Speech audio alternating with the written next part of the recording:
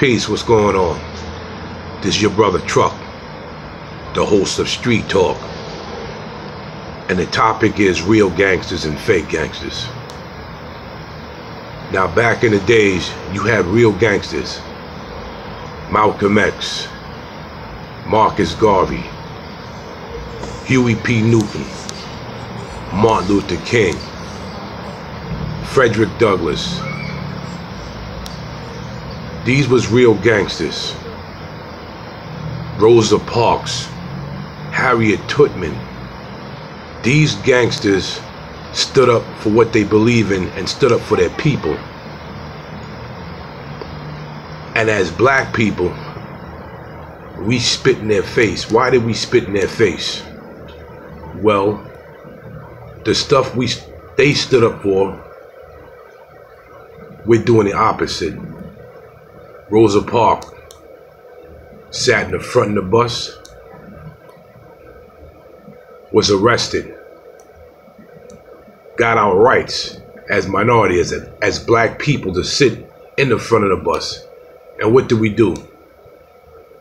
We go to the back of the bus.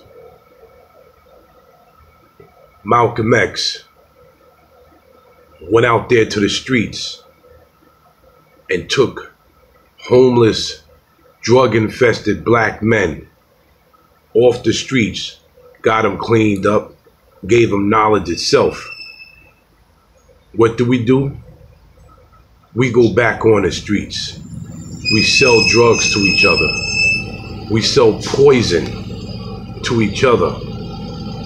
We murder each other. These are the fake gangsters. These gangsters take these black and Latino queens.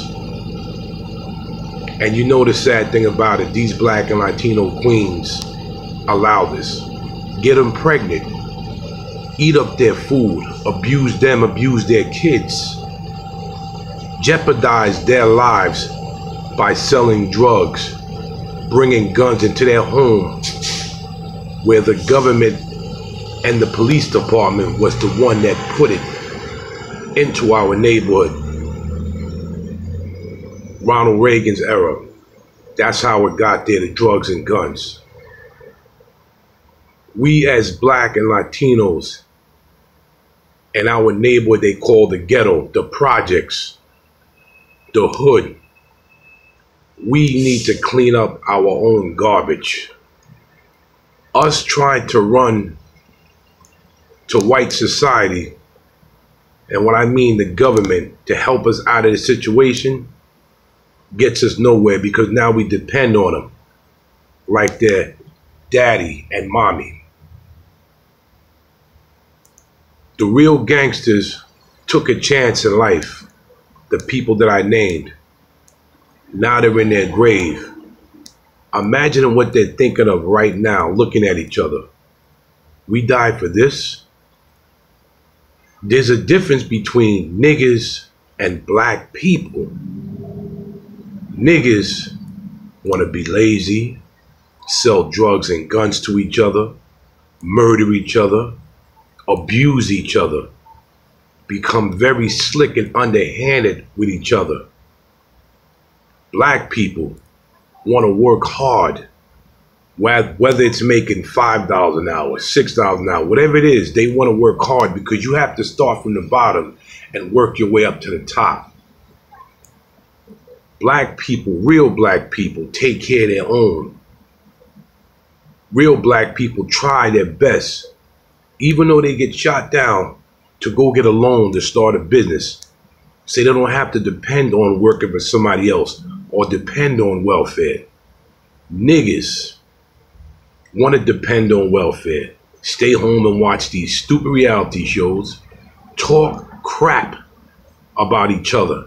You live in the same hood, you live in the same projects, and you live in the same ghetto, either on top of each other or on the side of each other, and you talk a lot of garbage about each other. Those are niggas. Black people either go to school, get a trade, and bust their behind to make it out of the situation that they're in. The ghetto, the hood, the projects, whatever you want to call it. And the problem is, and it's sad to say, I now understand why a lot of blacks that make it in the hood, that go to school, go to college, become football players, rappers, R&B singers, doctors, lawyers, scientists. Now I understand that they leave the hood and never come back. I used to call them sellouts. I used to call them Uncle Tom Negroes.